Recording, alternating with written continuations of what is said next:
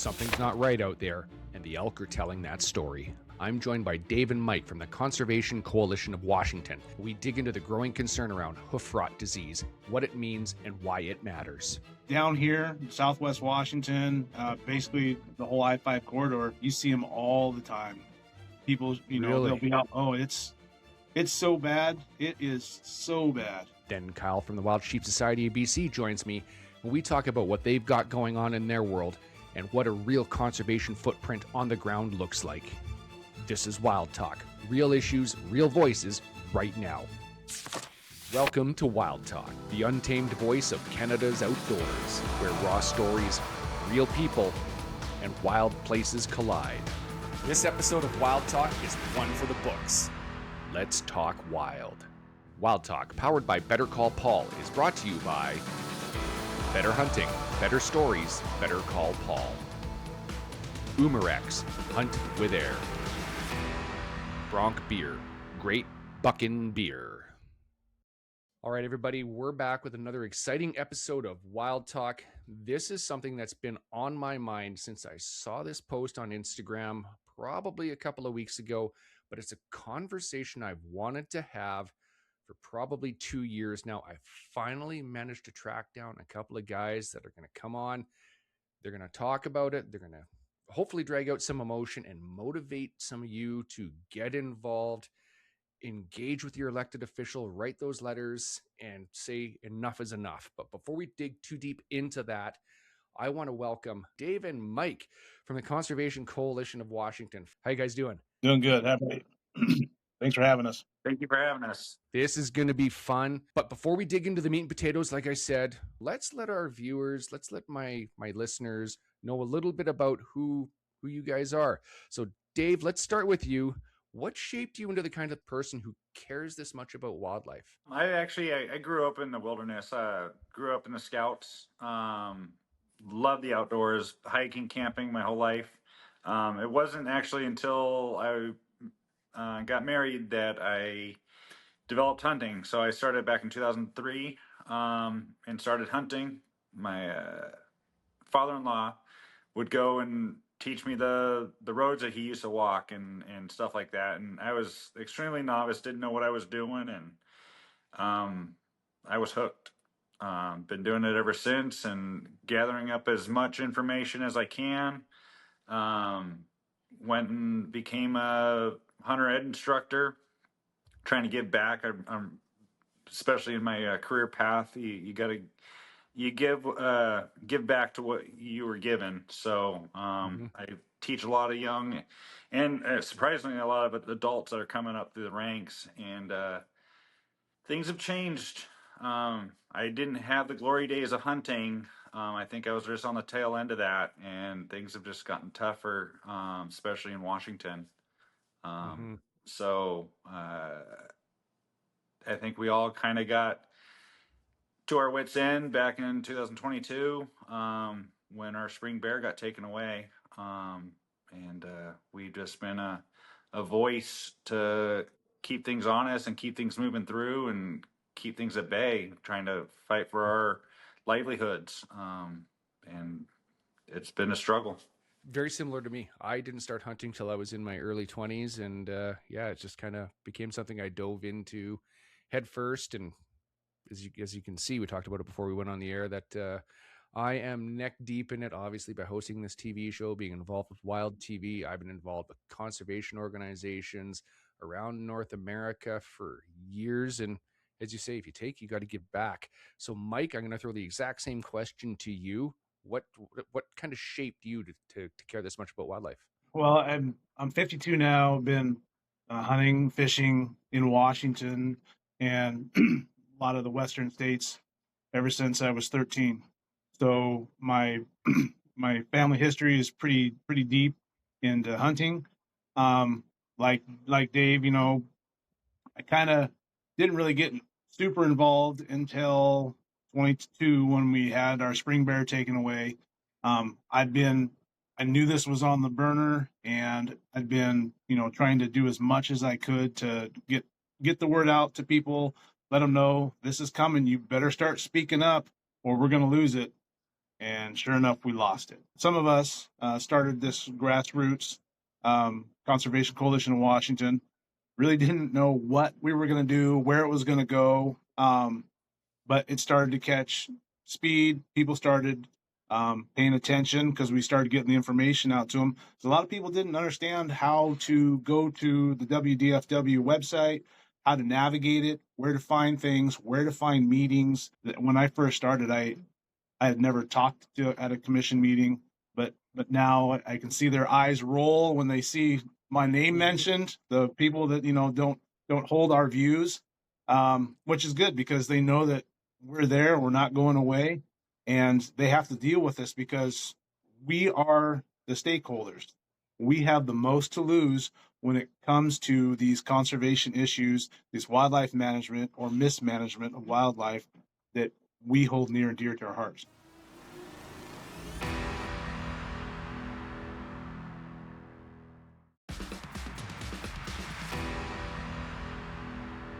What I think is so impressive is you guys, you created a whole organization to say, you know what, enough's enough. How did that work? Like, what was that was Black Bear, and just how did that conversation come out? Walk me through saying, you know what, enough's enough. We're forming a coalition. I think it came actually. I think Howell really started the bandwagon, and we just needed something local that we were able to confide in.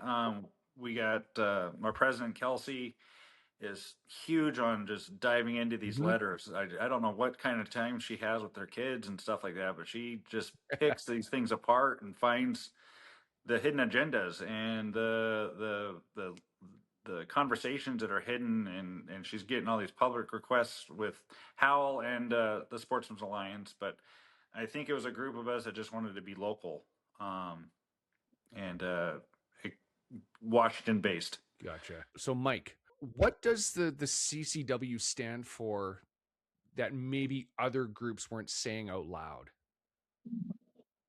Well, I think a lot of the groups that, like Sportsman's Alliance and these other big critter orgs, they didn't represent just Washington, They would represent, they didn't have boots on the ground that were tuned into the local issues. They were more broad spectrum. There's only so much that those groups can do. There's only so much that they can get involved. We're a 501(c), so we can do a lot of political things that these other guys can't do. We can lobby. We can get a lobbyist.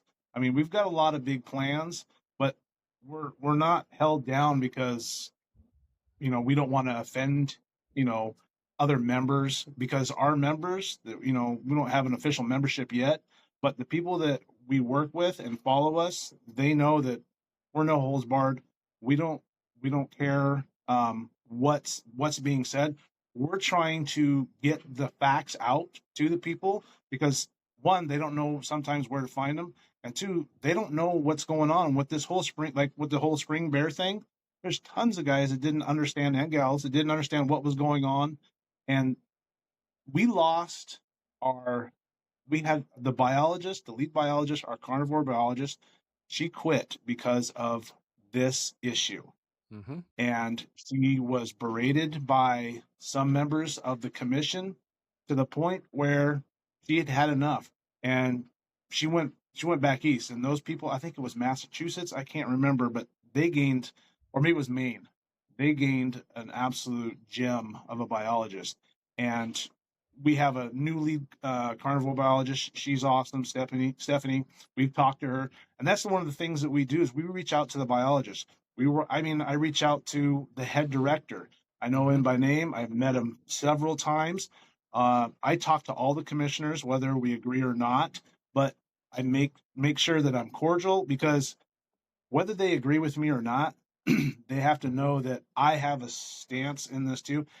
And like I said before, we are stakeholders. We're not beneficiaries. That's right. The people who are outside the hunting industry that don't consume and do what we do when we're hunting, they're beneficiaries. They benefit from what we do to provide wildlife habitat. And here in Washington, there a bunch of the funds that go to WDFW come from the general fund. So it's just not all hunters' dollars. Mhm. I pay that tax too, but the hunting and fishing community, we go above and beyond. We're not just having our taxes taken. I'm doing all the license, the tags, all those other extra fees on top of. So I have the most to lose. That's why I'm a stakeholder and not just a beneficiary. But you're also doing the boots on the ground volunteer work. When there is something that needs doing on the ground, it's hunters 95% of the time that are saying, you know what, there's an abandoned car hulk on the side of this Forest Service road. We need to get rid of that.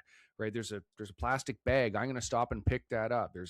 I can't tell you how many times I've driven down the Forest Service roads here in the spring or in the fall and stopped and just filled up the back of my truck with cans, right? You can usually pay Oh for yeah. a tank of fuel, right? We're the ones that have Oh got the most to lose because we truly care. yeah. And you don't see groups, I don't know what they have in Canada, but like PETA and like Washington Wildlife First, these people they don't I've never seen Forest Service cleanup of Mm-hmm. PETA. They're not buying property for No, wildlife management and enhancement. They're not doing any of it.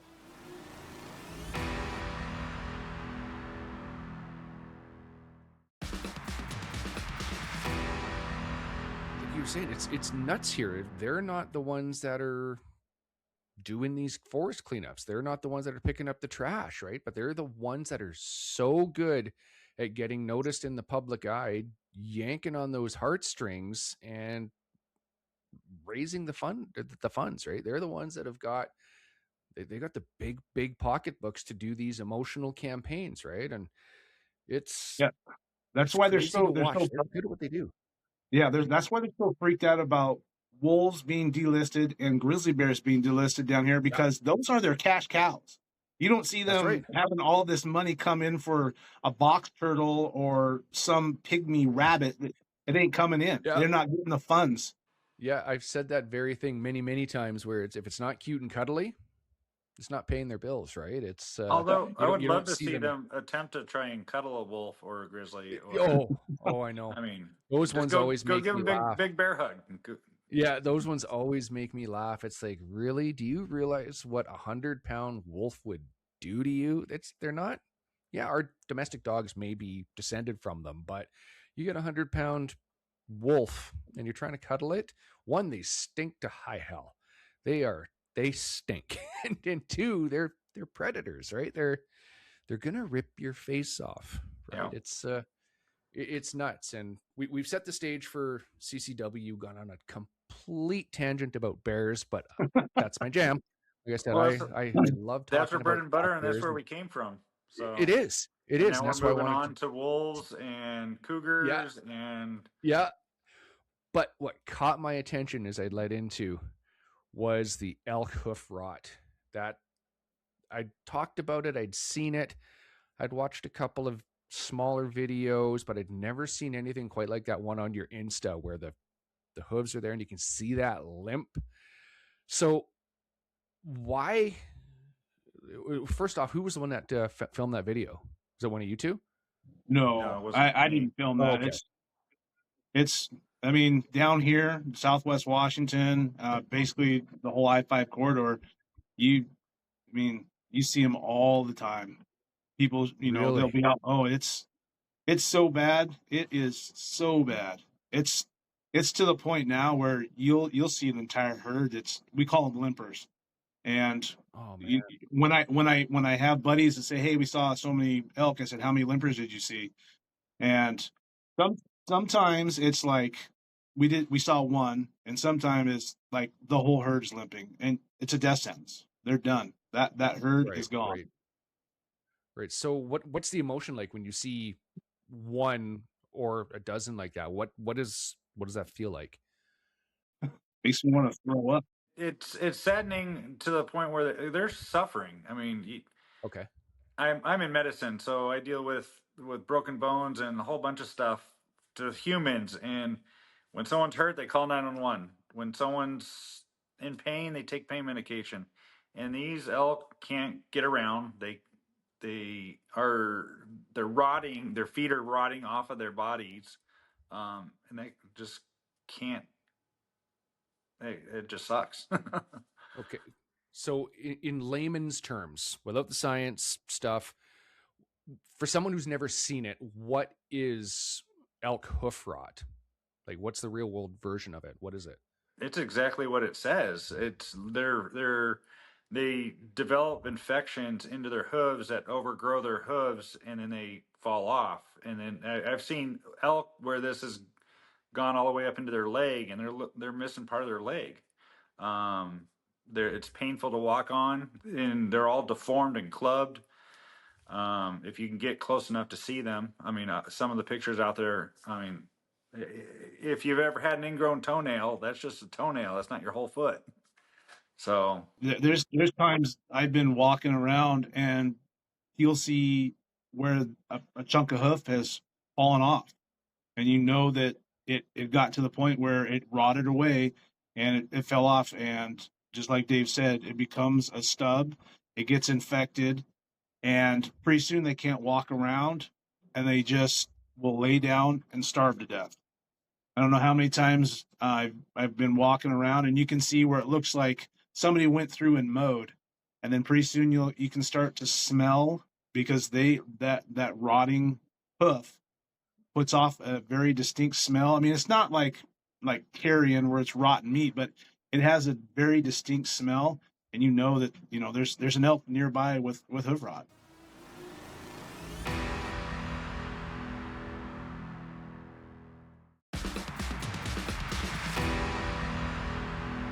Who wants to take this one? We've talked a little bit about the layman's looks like. What is it from a science point of view? So I didn't catch his name. Someone just released a study, or results of a study, and they're actually finding that the hoof rot is a conglomerate of about 4 different bacterium that cohesively attack or benefit each other, but obviously not the host. So it's challenging because it's not just one bacterium that they're trying to attack and fix. It's this whole host of community of bacteria. Now and that's what the difficulties is, trying to find the fix for it. I think maybe 8 years ago, the department put a $7 million grant to Washington State University veterinary school to start diving into this, and we've been asking what's happening, what's the answers, they just came out with something earlier this month, I think on the 3rd of February, where they announced the difficulties that they're finding, and it's not just one bacterium strain. I think I sent that link to you, Steve. You should have it in your inbox. I took a quick look at that one. I thought that's the one you were referring to. I remember reading 4 bacterias, but So when did this start to become a problem? Like, when was this first noticed? I've seen it since the 90s. Okay. And so that long. Yeah, it's been going on a long time. And yeah, it originated in Southwest Washington too. Yeah. Right. So how is it transmitted? From animal to animal. It's okay. It's in the soil, and then they congregate, and it starts like a lesion in between the hooves, and it's very communicable. And one thing that they think may be happening, because I've seen herds that were full of limpers, and years later I'm starting to see elk come back, and they're thinking that maybe some of these elk have getting some immunity to these bacterias, that they're survival of the fittest. But there's other areas that are just, the elk have not come back, and it's pretty sad. Yeah, no kidding. Is it transmissible to other species, or is it just an elk related thing? I've never seen. I've seen what they call like sleigh hoof or something in deer, foundering but or whatever. Yeah. yeah, but I've never seen it in blacktail, and that's what I hunt mainly down here is blacktail. Yeah. But I've never seen that. The biggest thing I've ever seen blacktail get is the hair slip syndrome, where usually it's just yearlings that'll get it. But I mean, I've never seen one. Have you, Dave? No, not in deer. I've only seen it in the elk. Yeah. Man. Yeah, those videos, like the ones when I've been doing the research on this topic, just they grab you, right? As hunters, we always scream from the mountaintops that science is the most important thing, but when you see a video like that, it grabs you in the emotion. But how can we kind of reconcile that where into the science side of things, where we realize what's happening to these animals, like how much of it comes back to habitat conditions, land use, livestock interaction, moisture, the way we manage the landscape? Where's this coming from? What's the best way to deal with it? So I think this is where we get into the conspiracy side of things, because it originated, to my knowledge, in Southwest Washington. The Okay. big land ownership there, and the reason why the elk were so healthy back in the day is because of logging. And logging, the big property owners, I mean, it's the firs that make the money. So, but it's the broadleaf trees that grow quicker, and so you have to stunt those somehow, usually with chemicals. And I'm thinking those chemicals got into the ground and changed the flora of the natural bacterium on the elk's hooves. And when you're dealing in Western Washington specific, you're dealing with moisture 98% of the time. So, and bacteria need warmth, moisture. I mean, they don't have dry ground really to get on outside of maybe 2 months, 3 months out of the year. So, No, I agree. It's very moist down there. I do know that, like what Dave's talking about with herbicide treatment of the land. Yeah. One of the conspiracy theories or potential issues could be that, these bacteria have always been there. They're always naturally occurring, but something with the combination of this herbicides maybe lowers their immune system, so they're not able to fight it off like they normally can. That's just one of the theories I've heard he was an independent. I can't remember his name, but he was an independent. He was down here in Southwest Washington. But that's one of the ideas that he came up with, which seems legit, because I remember when I first started hunting, you clear cut, everything would grow up. You get the vine maple, you get the alders, you get the maples. Those are coming up, and that's a lot of good feed for deer, elk, everybody. And now when you go into some of these clear cuts, it looks like the moon. There's nothing growing for years. And then they, I understand why they do it. I mean, they're there to make a profit, to grow trees. And, I mean, I understand, but maybe there's another way. If it is the herbicides that are causing this, there's got to be a better way that's, not so detrimental to the elk.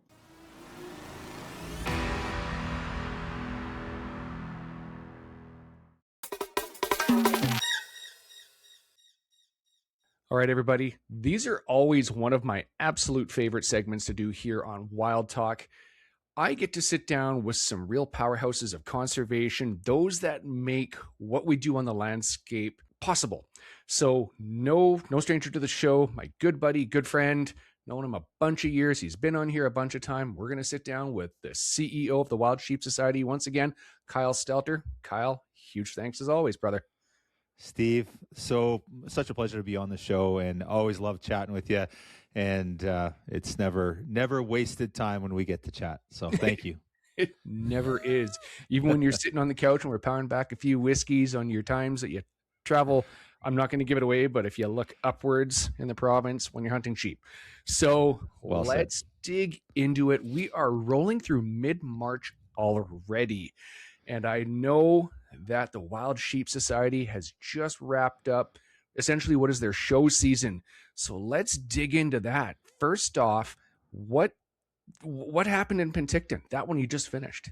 Yeah, what a show, and just the energy and the excitement. You've heard me talk about it before, about our conservation community and our wild sheep family, and Penticton delivered in spades, buddy. It was amazing. The energy in that room, the people, and really at the end of the day, our job is to look after BC's wild sheep. And because of our members, how they showed up and supported, we're going to do a hell of a job this year doing that. So a great show, great event. And it was just so many to connect with our members again was incredible. It was awesome. Oh, I got to attend the show in Kamloops a few years ago, and the vibe on the floor is just unreal.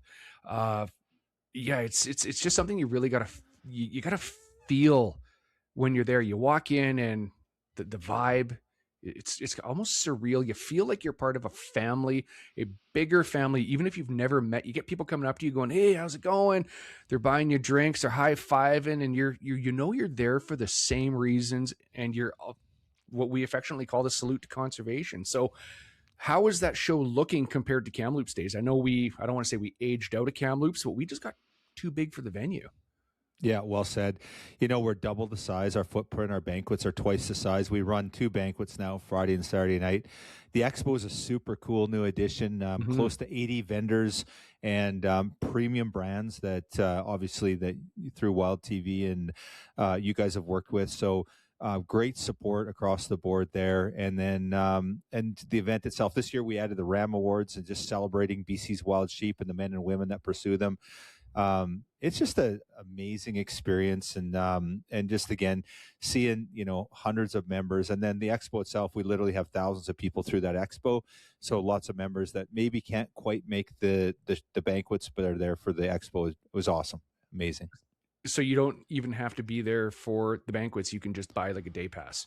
Exactly. So we do sell full weekend passes, and of course they come with day passes. Steve, as you know, we run Sheep Hunter University, and that's been incredibly well received. So this year, our some of our feature speakers, we had Exo Mountain Gear, we had Steve Speck and Mark Husling up. We had Ryan Holm from Leica. We had Omer Herbenik did 2 speeches. We had the modern day sniper, Kaylin Wojcik. So just the list. Adam Foss did a really cool photography discussion, but then also talked about digiscoping. So it was photography, but in the hunting realm. So just, and then on top of it, we had all in there as an exhibitor. So it just was, it was all interconnected. It was just a great vibe, and everyone the feedback was phenomenal. Thousands of people through the show floor. And yes, you could buy the day pass, come and just check it out. And honestly, that's what happened. Our banquet sold out. We had capacity for 624 people, sold out weeks ahead of time. So people were just buying day passes and coming up and just having a great time in Penticton. Oh man. Like one of the coolest things I found is the fact that you can walk in there, nothing about sheep hunting, or you've got some of these guys that have got their super slams all in the same room, and everybody's on a level playing field, and they're so full of information and friendship. So you don't have to be a sheep hunter. You just have to care about the resource and knowing where your dollars go on the ground. So now I'm kind of leading you into that question there. The dollars on the ground, how much are we looking at this year? Do you know yet? Anything preliminary? Yeah, it's amazing. So we just had our AGM and our financial report, and I think it was $879,000 in Wild Sheep Society BC money on the ground for conservation. So honestly, buddy, that's a number that I'm really proud of, as our CEO and our board is proud of. There is some partner funding in there that came through sort of our doors, but a lot of that didn't include that. HCTF money goes straight on the ground. Wild Sheep Foundation, they pay their bills directly to the contractors. So that footprint is probably double that, like 1.7 million when you factor in our partners. And man, like, is that not amazing? Like that we're doing that kind of work. I remember talking to you about our early days, and I remember 15,000 in project support. And now we're broaching that $1 million that's going through our books for conservation. Amazing, but amazing. And how many members are doing that? It's 1,800 members, give or take. We just sold our 1,000th life member at the show. And, that's a testament to the passion and commitment of our membership. And, I'd love to have more of you. Come join the team. We're doing great things for conservation, and not just wild sheep. How do they do that? How do they join a membership? Yeah, get on over to wildsheepsociety.com. We're always running great promotions, and join the team and do what you can to support wild sheep and the things that matter to you: hunting, conservation, and wildlife on the landscape. Awesome. As always, brother, a huge thanks for joining me today. I cannot wait to see where 2026 takes you. You and me both, brother. Thank you.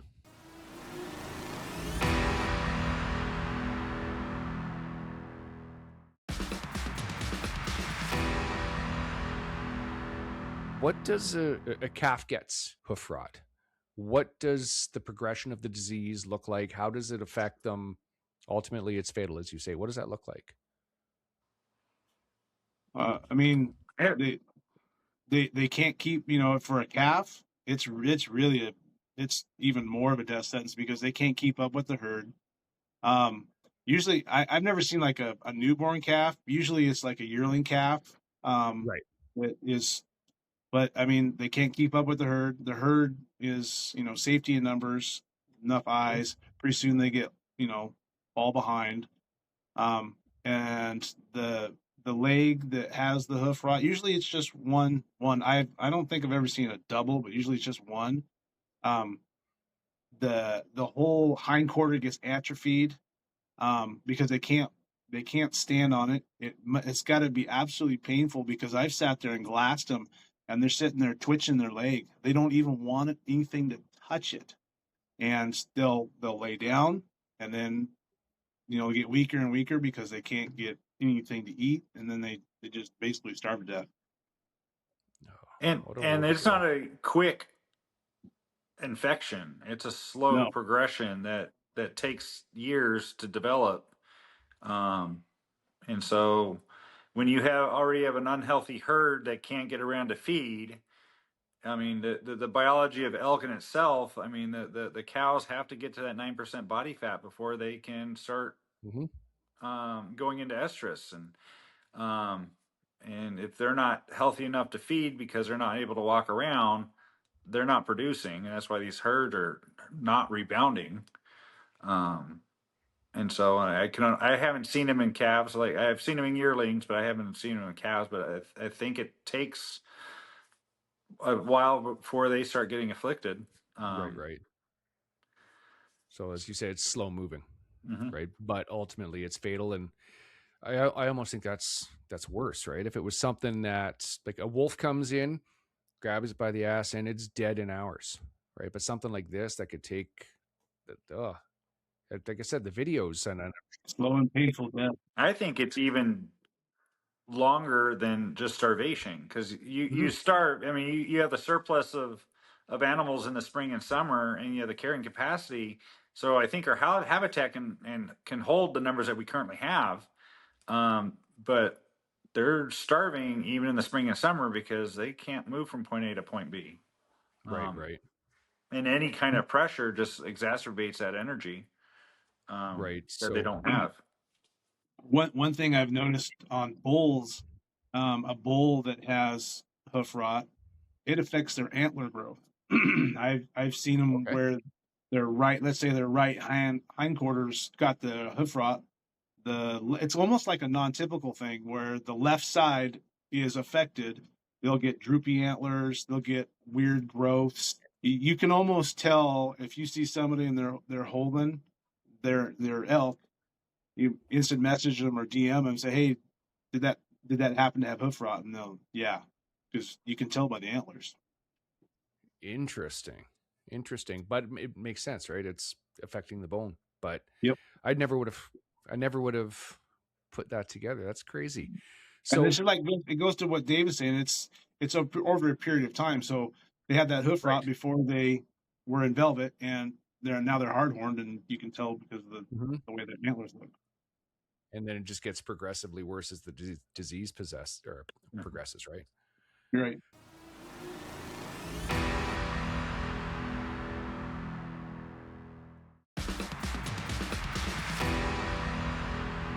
If they get this right, and I'm hoping they do, what does recovery look like? Right now, they're having an issue with predators too. I used to go. I grew up in the woods, and I never saw bear. I never saw cougar, and I see 12 to 14 bear a year, not even trying to hunt them, just out there being in the woods. We have so many more interactions with cats. And so I think there's a plethora until the predators get under check. I still think the elk are going to have a upward battle. But if they can get that cleared up, I think that's a huge step in their succession. Yeah, and if it comes down to they've got the answer and they say, hey, you guys are going to have to cut your tag allocations back. You're going to have to shorten your seasons. I'm all for it. I want those elk on this landscape. I have granddaughters now. I want them to be able to have the same opportunities that I had. And if it means that I can't hunt elk not as much as I used to, I'm good for it because I'm here for the entirety of it, not just because I want to go and kill an elk and put it in my freezer. I want them here in perpetuity forever for everybody, not just me, not for the people who hunt, but for the people who like to view them. There's a wildlife viewing place down here where you can go and look at elk. You can't see them anymore because they're not there. They're dead. Again, it's like talking to myself. I've used that exact phrase. I want to see them here in perpetuity, not for me, for my great grandkids and their great grandkids. I don't care if I ever kill another elk, but I want the opportunity for my great grandkids to be able to see them on the landscape and perhaps hunt them if they want to. And that's where a lot of these organizations that are pushing back against hunting don't seem to get it. You can put the science in front of them and they're still going to say, but doesn't matter what the science said, you shouldn't be hunting those animals, right? It's frustrating, and I'm glad, as weird as it sounds, that we're having the same fight, because it just shows that there's people around the world that give a and we're having the same battles. And if hunters just came together and got a united voice, we would own wildlife management, right? The one thing politicians don't want is a united voice, right? Because that's when they get voted in. That's when they get voted out, right? It's nuts to watch. I don't know if you paid attention last year when a senator from Utah proposed giving up a bunch of public lands. Yes. And you talk about a storm and people uniting, kayakers and mountain bikers and hikers and everybody, every user group came together and they said, okay, we stepped in it. We're backing off. That's exactly what we need. That's exactly what we need on all this wildlife management issues.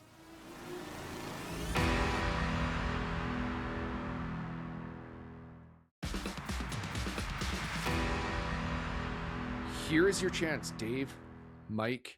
What do you need hunters and outdoor recreationists and those that care about wildlife in Washington to do?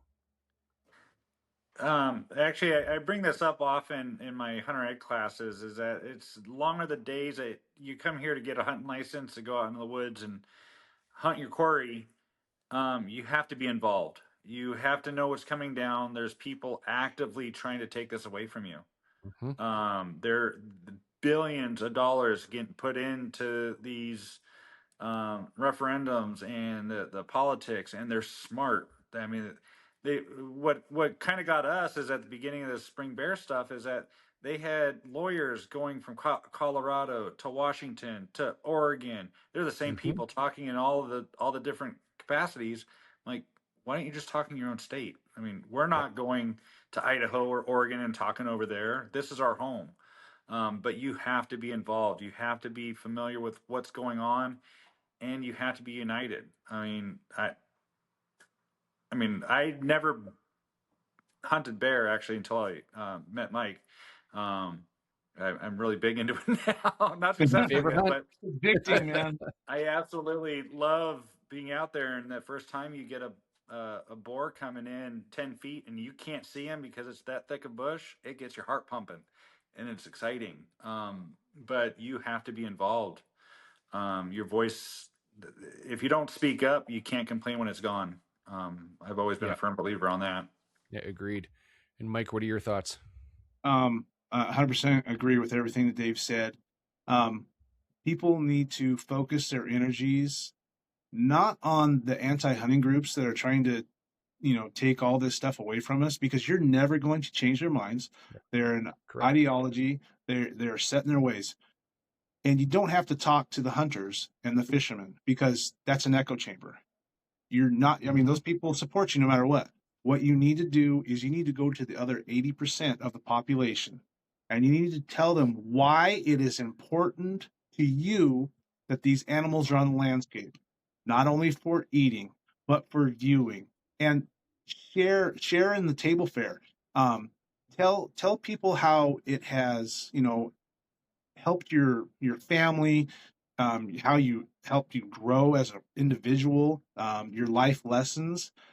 You have to focus your energies on those people, because the other side, they don't care. You're never going to change their mind. The other thing is reach out to groups that are not necessarily a big critter org, like Mule Deer Foundation and Rocky Mountain Elk Foundation. Those are great groups. But there's only so much they can do. Find a local organization that is vested in your area, that knows the pulse of what's going on. Man, Dave talked about our president, Kelsey.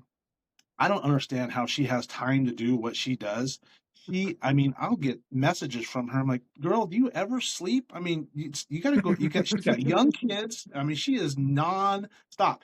And when we, actually became an organization and formed, I knew exactly who I wanted to be for president. She is nonstop. And that's what you need to do. If you don't have that group, form it, make it. I mean, even if it's when we started, we were nothing more than a Facebook page that sent out information to everybody, letting them know what was going on with the department, when the meetings were. And we were just kind of regurgitating everything to them in a consumable way. My biggest thing is, if you don't have the group, start the group. It's easy. Make one. Make one. I mean, Facebook, Instagram, you can get all kinds of like-minded folks in your area, and sky's the limit. Yeah. I am convinced that any of my viewers and listeners are going to swear that we are the same people, because I have said that exact rant that you both have just done. You need to get involved. You need to not concentrate on the hunters and the anti-hunters. You got to get that 80% in the middle and convince them, because we've got our ways, they've got their ways. It's the ones in the middle that hold that power and are going to change things for the future for us. And all we need to do is just show them that science-based is the way. Yeah, we're going to need to use a little bit of emotion, but you know what? That emotion gets them paying attention to the science, and bring them over. And when you're having these conversations, give them a moose burger, give them an elk burger, right? So as we wrap this up, where can somebody find more information about your movement? How can they get involved with you? We're big on social media right now, on Facebook and Instagram, Conservation Coalition of Washington. We've been trying to get our body out there, or not just in the commission meetings, but looking now that we're the 503C, we're trying to get out into the sportsman shows and stuff like that. And I think we do monthly meetings just to come up with ideas, making sure nothing's coming up the pipeline that no one else is missing. So everyone's on board. Information is vital, and we're just trying to be all on the same page. Yeah, absolutely. All right, guys. I know you're busy, and it's coming up 8:00 night here on a Friday. Dave, you're at work. So a huge thanks for joining me tonight, guys. And let's stay in touch. I want to visit with this topic again in a year or so, see where we're at. Okay. All right. Sounds Thank you, good. Steve. Thanks for having us. Wild Talk, powered by Better Call Paul, is brought to you by Better Hunting, Better Stories, Better Call Paul. Umarex, Hunt with Air. Bronc Beer, Great Buckin' Beer.